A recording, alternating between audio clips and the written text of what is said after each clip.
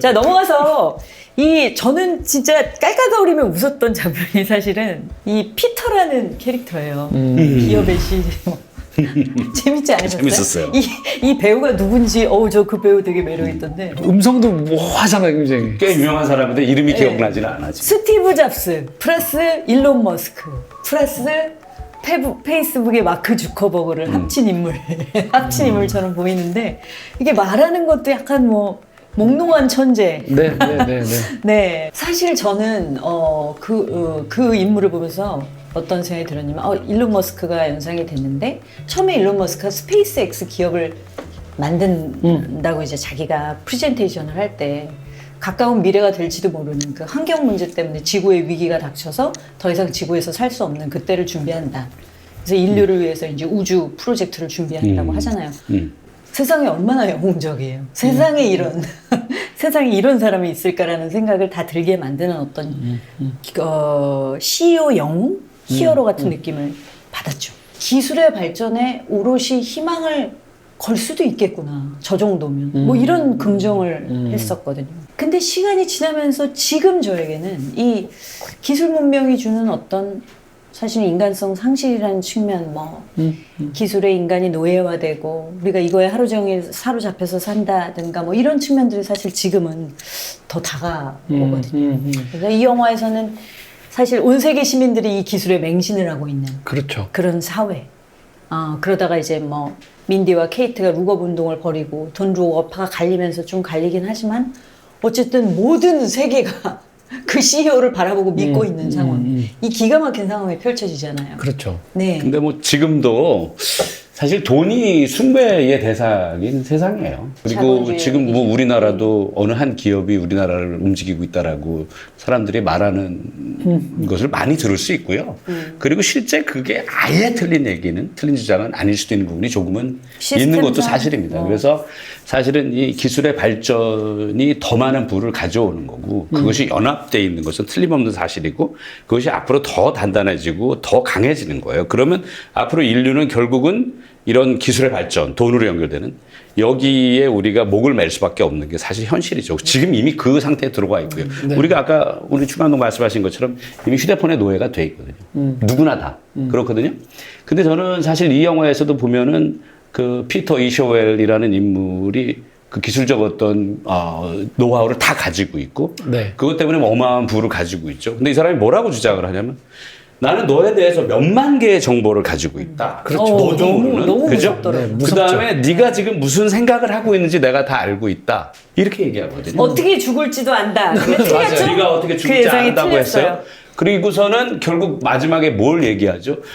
이거 혜성이 지구로 떨어지는 거 괜찮다. 우리가 조각을 내서 그 혜성을 구성하고 있는 광물들, 즉 다이아몬드나 금 이런 것들을 우리가 취하면 어마어마한 이게 부과된다라고 얘기해요. 세계의 그렇죠. 빈곤이 다 사라진다고. 근데 잘 얘기하죠. 생각을 해보세요. 옛날에 구약성서에 무슨 얘기가 있죠? 바벨탑이 있다고요. 인간이 자기 힘을 의지해서 계속 위로 쌓아나가면 하늘에 닿을 수 있다라는 네. 생각으로 바벨탑을 쌓다가 결국 하나님의 징벌이 뭐죠? 결국 패망하고 우리가 언어가 엄청나게 여러 가지로 다 갈라져서 소통하기 어려운 어떤 그런 지경에 이르게 됐잖아요. 저 똑같다고 봐요. 저는 기술의 발전이라는 것이 우리가 보면 지금 여기도 녹화를 하는 것이 우리가 조명을 가지고 또 카메라를 가지고 지금 하잖아요.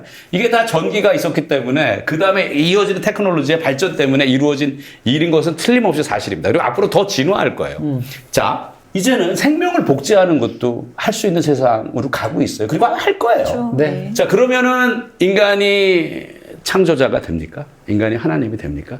그 원래 창조의 기원인 씨앗은 어디에 있냐라는 거죠. 물론 그거에 대해서 신의 개념이 없는 사람들은 다른 주장을 할 수 있다고 생각을 해요. 그러나 본질적인 그 문제, 누가 창조했느냐, 그리고 인간이 피조물이냐 아니냐, 이 문제에 대한 답은 우리가 아무리 기술이 발전해도 답을 얻을 수 없는 거거든요.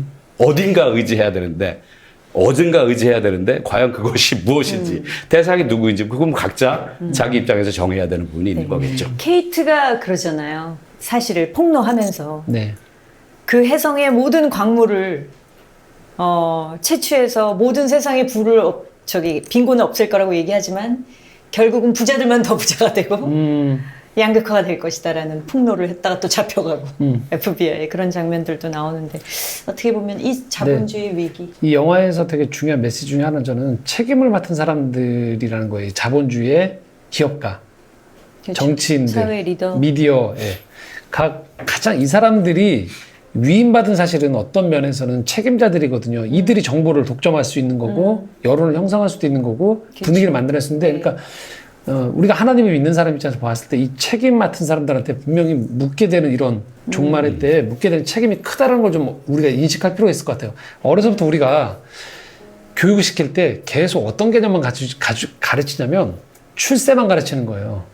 네 이름이 높아져라. 그렇죠. 그다음에 그러니까 네 이름이 알려져라. 높은 지위에 올라가라만 가르치는 거예요. 그런데 중요한 거 우리가 보면 높은 지위에 올라간다는 건 그거에 따른 책임이 따른다는 얘기거든요. 근데 그걸 안 가르치는 거예요. 네. 그냥 어떤 방법을 동원해서라도 그 지위, 영향력을 확보하게 되어지는 걸 성공이라고만 가르치지. 근데 성경에는 사실은 그게 아니고 결국 예수님도 이 땅에 오실 때 내가 성경을 받으러 온 게 아니고 섬기러 왔다라고 표현하시는 건 뭐냐면 그분이 오실 때 왕으로 오셨거든요. 분명히 왕인데 온 세상의 죄를 짊어지는 책임을 지고 왔기 때문에 그가 참된 왕이 되시는 거거든요. 그렇죠. 근데 우리 자꾸만 그거를 간과하는 거죠. 여기서도 무엇을 위해서 영향력을 가져야 하느냐 무엇을 위해서 성공해야 하느냐를 생각하지 않는 근데 여기 나온 사람들 다 무책임한 거예요. 그렇죠. 그래서 결국 아까 했던 피터도 결국은 자기가 가지고 있는 이 독점 기술을 가지고서 뭐냐면 사익을 취하잖아요. 그렇죠. 결정적인 순간에 도망갈 수 있는 그 비행선을 따로 만들어 놓은 기술로 자기를 이용하지 다 그렇잖아요. 대통령도 이 고급 정보를 가지고서 맨 마지막 한 건 뭐냐면 몰래 같이 도망가는 거 정도. 끝은 도망가서 비참했지만. 새로운 별에 가서도 계속 핸드폰 보면서 그렇죠. 정보를 계속 근데 재밌는 게 이 영화에서 그 과학이 네. 과학의 발전이 결국은 혜성이 지구와 충돌하는 걸 막을 수 있는 무기로 사용될 수 있는 기회가 주어지거든요. 주어지죠. 그 과학의 발전. 네. 그것이 도구로 쓰여서 다가오는 혜성을 지구의 맞아요. 위협이 안 되는 그 위치에 있을 적에 깨트려서 분산시키면 된다. 뭐 네네네. 이게 사실은 할 수 있는 거였어요. 첫 번째 프로젝트가 근데 성공했으면 그러니까 과학이라는 것이 과학의 발전이라는 것이 올바르게 쓰인다는 것은 그럼요. 그 부분이거든요. 그렇죠. 어떻게 인류에게 이롭게 할 것인가, 인류의 해악을 제거할 것인가.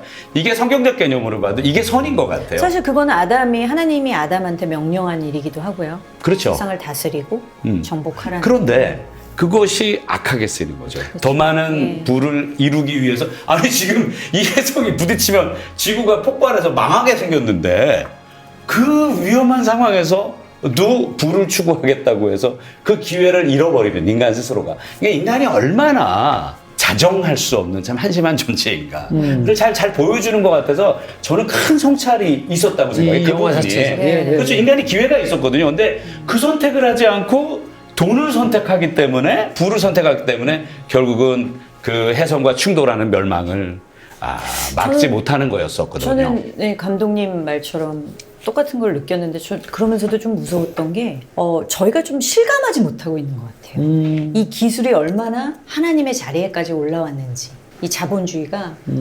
얼마나 그 바벨탑이 정말 하나님만큼 높아지려고 하는 상황이고 그리고 우리들은 모두 다 속고 있는지 그리고 얼마나 거기에 지배받고 있는지를 크리스찬조차도 사실 잘 모를 때가 많고 그러니까 얘기한 대로 기술을 선용하면 사실 네. 그러면 얼마나 좋은데 뭐 다 저희가 경험하는 거지만 뭐 하다못해 기술이 발전해가지고 결국은 뭐 몰카가 나오고 얼마든지 이 위기에 빠져 있는 많은 것들을 찾아낼 수 있는 좋은 도구로 활용할 수 있는 것들이 악용될 수 있는 것. 근데 기술을 만들어내는 사람들의 책임을 말씀하셨지만 네. 정말 이 기술을 소비하는 사람들은 정말 의지를 갖고 있지 않는 한 정말 이게 그냥 잠식당하고 노예화되기가 너무 쉬운 거. 너무 이미 그 흐름이 넘어갔지 않나 그렇죠. 저는 그래서 그게 어느 정도까지 지금 와 있는지 크리스천들끼리라도 이런 부분에 대해서 좀 많은 대화의 장이 열렸으면 좋겠다는 생각도 평소에 많이 했는데 일단 이 돈룩업을 좀 여러분들이 영화를 많이 보셨으면 좋겠습니다. 네. 이런 여러 가지 면들이 지금 현실 사회에 부닥치는 부분들이 영적인 위기들이 많이 지금 소개가 되고 있죠.